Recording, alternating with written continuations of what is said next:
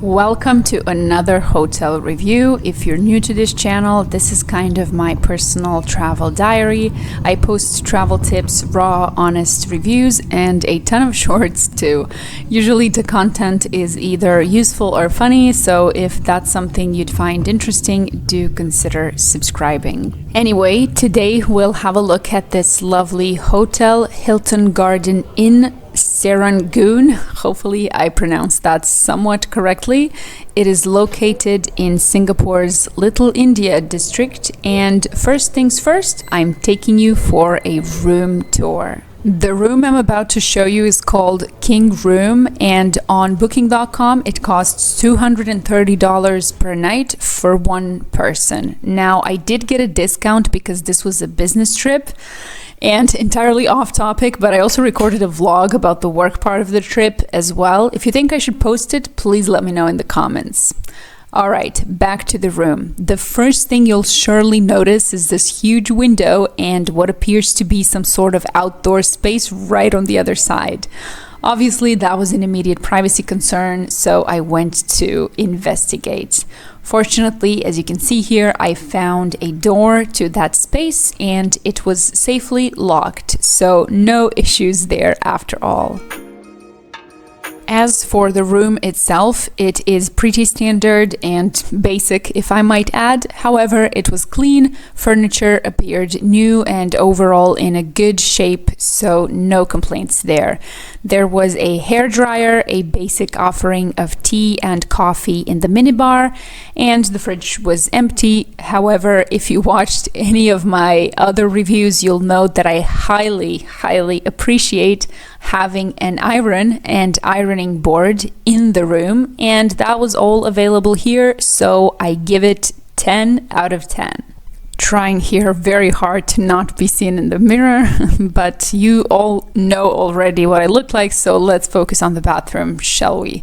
Again, pretty basic. You'll have everything you need. It's clean, everything in its place. Now that I live in the Middle East, I also want to point out the bidet extension, as that is a plus for a lot of people, so yeah.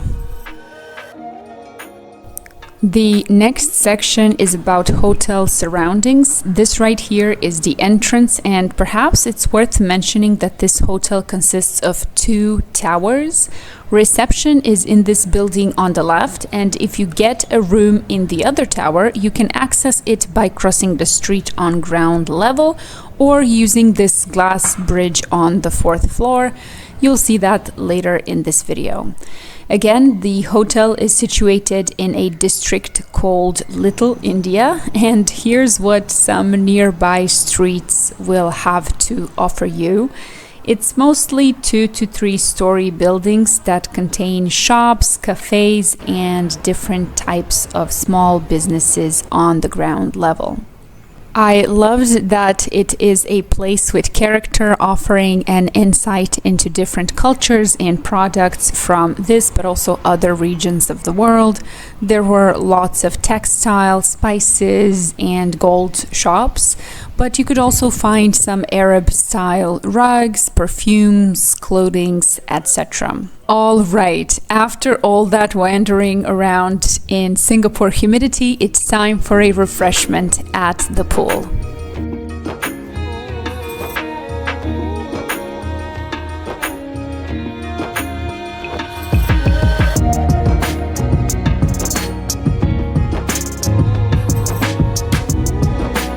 Anyway, pool is at floor 8, same as restaurant, and let me tell you, it passes the vibe check. The pool itself, I mean, nice, what more can you ask? But look at this gorgeous view.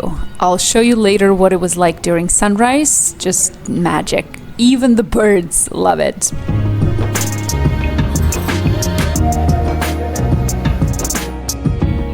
This part here is an extension to the restaurant, but it could also be used outside of breakfast / lunch / dinner hours.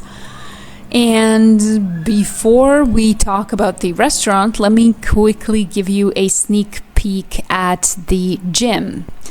Overall, well equipped. I used the treadmill to get rid of my jet lag, and there was nobody there besides me, so I've quite enjoyed it. Alright, as promised, let's review the restaurant. I mean, as expected for a Hilton hotel, the restaurant was great and there's really not much to talk of there. One thing worth mentioning though is the fact that every morning they offered different local meals. For example, there were noodles, dumplings, veggie rolls, etc.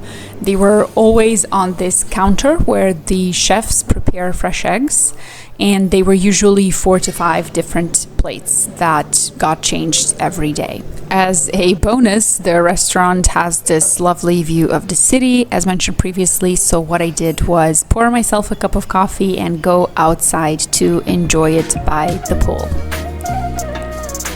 Finally, laundry. First, it's located behind the pools and they have both washing and drying machines available. No need to buy coins. The machine next to the washers accepts Singapore dollars and provides tokens in exchange. However, it does only accept cash, so bear that in mind. And in the end, what better way to finish this video than with this beautiful view of the city skyline right next to the laundry. Thank you for watching.